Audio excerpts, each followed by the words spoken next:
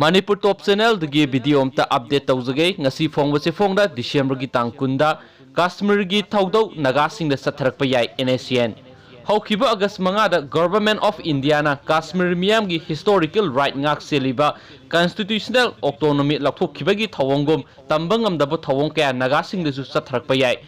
Mathong sa daba polisi kya satharakpada angakpa oiroi haina NSCN IM gi Government of the People Republic of Nagaland GPRN thadorakpa serol amana hairi GPRN gi Enforcement and Publicity in Charge Lieutenant Colonel Joseph Lamkang na thokpa serol amana Indian Citizenship Amendment Act 2019 gi mayokta nagasing amadi Northeast people na pulna khonjel amata oina laukhiba adugi thagatpa phongdokle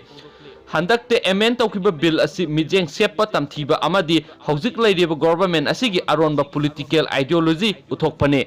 Kanglup ama khaktada mijeng thamba bill asina India da secularism si tharakle haibadu utpane Westria gi political economic cultural amadi religion da sathina sokhan gadawriba CAA amadi atai manaba act sing atuba matamda pass torokpa yai ek asina yumthang nariba lebak singdagi logi wangmada sangsilakpa Miraibak masa singda logi ayaba pikragani masina lamdam asigi mi tabagi mawongda saungna ahongba laklagani haiba section wai supiri ning tambe hek phangdriba phawba India gi law amatana aikhoi gi lam saktam amadi hak kanma ngamroi haiba wafamsu NSCN IN gi serol aduna makhatari thank you